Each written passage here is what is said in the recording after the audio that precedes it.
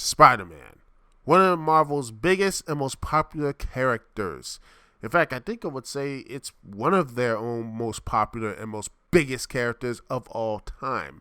From comic books, live action TV shows and cartoons, movies, and of course, video games. And man, Spidey, for the longest time, has had a great track record of video games. I'm going to die! Well, for the most part.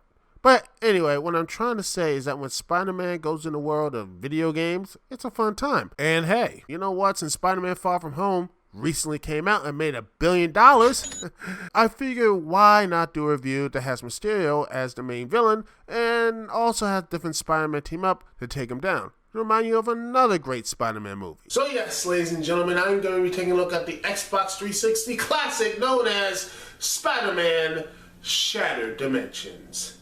Cue the theme song.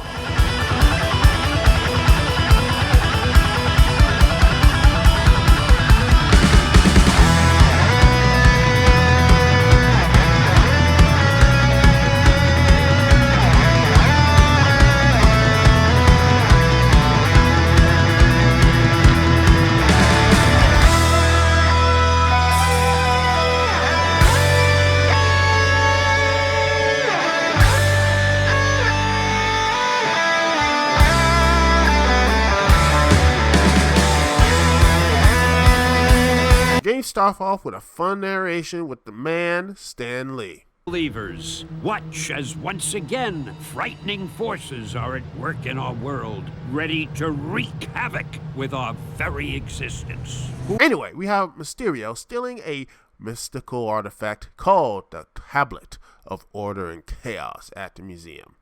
Then Spider-Man comes in to stop him and, well, he breaks it. Whoops.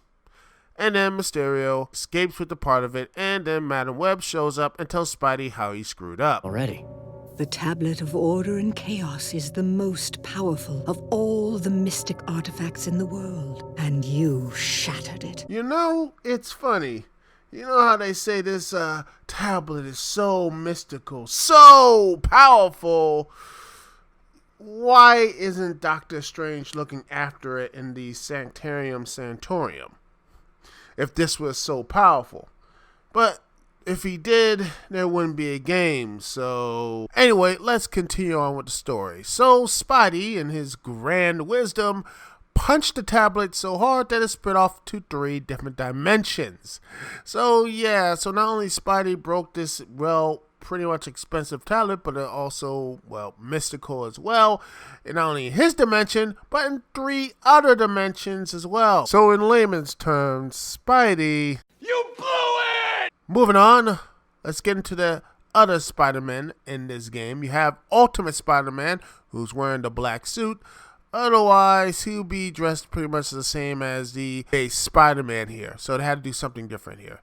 Next is Noir Spider-Man, who is pretty much Batman, but can't take a punch and not as interesting. And then last but not least, we have Spider-Man 2099, the future Spider-Man, which is not a variation of Peter Parker. Oh no, it is a new interesting man behind the mask, Miguel O'Hara. Oh, and here's an interesting factoid, boys and girls, about the 2099 and the Ultimate Series.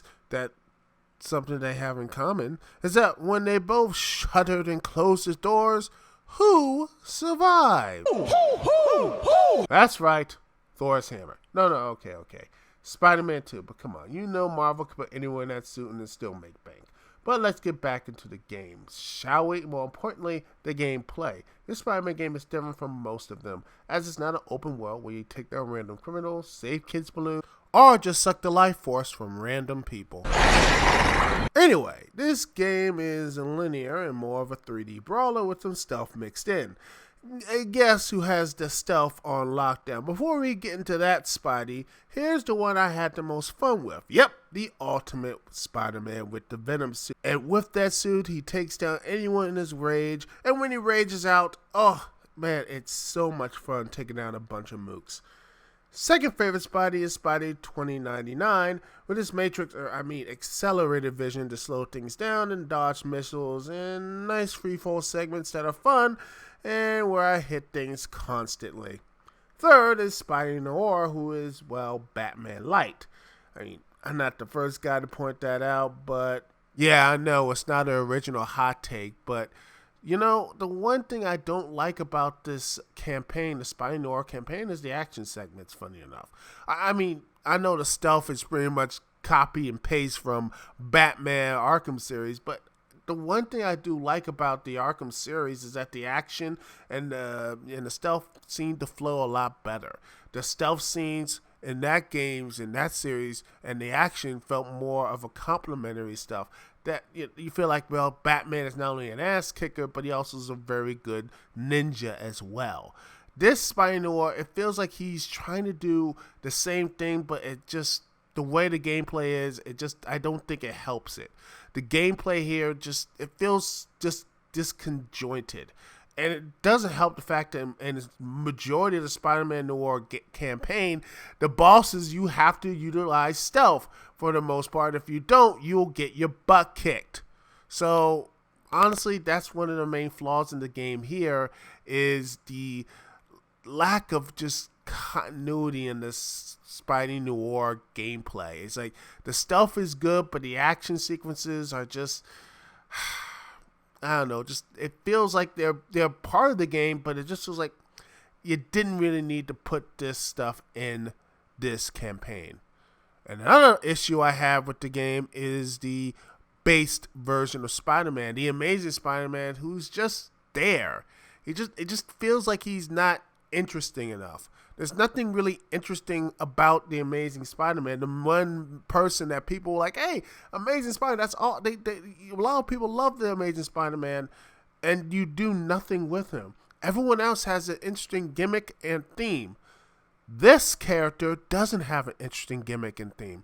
And that's the frustrating part about this game, is that there are some really cool stuff and cool characters, but the main character is just not that interesting. And how many times you can say that in a Spider-Man video game, that Spider-Man is the least interesting character and least interesting person to play in a Spider-Man game.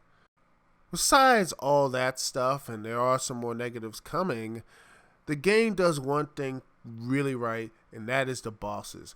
And majority of them are from Spidey's Rogue Gallery. The exceptions are Deadpool and the Juggernaut, bitch! Other than that, the bosses are Spidey's own, and each world has different versions of Spidey's villains, which I like. It makes each villain unique and varied. But there are some issues with the game, and some of the negative stuff is the presentation and cutscenes. While the ones that Matter Web and Amazing Spidey are fine, the ones going to missions when it goes to the motion comic book territory take me out of the game. Another issue I have with the game is the boss fights. When you have to go into these first-person modes, it's clunky, and I know they're trying to be immersive. Like, you are Spider-Man when you're in this first-person mode where you have to dodge and have to punch villains a couple times and such, or block their attacks. But it just, I don't know. It just feels just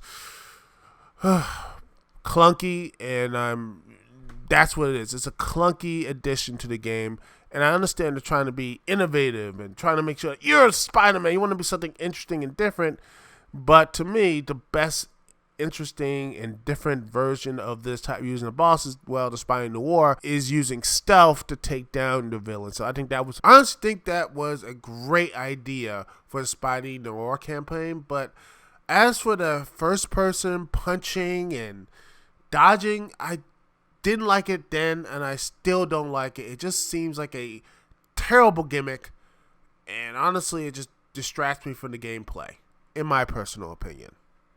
But overall, the game is a blast to play. And if you like open world Spidey games, this may not be the game for you. But if you can open your mind and you can see a fun Spider-Man game you can check out, as I give Spider-Man Shattered Dimensions an 8 out of 10. Great stuff. So, that was a fun review. Thank you so much for listening to me, Duke CT. So, Woodstock, what's Slammiversary 2019. this year's anniversary, and hopefully this will come out before 2020. Anyway, thank you so much for watching and listening. This is Dukes ET here. Peace and love. I will see y'all when I see y'all. Later.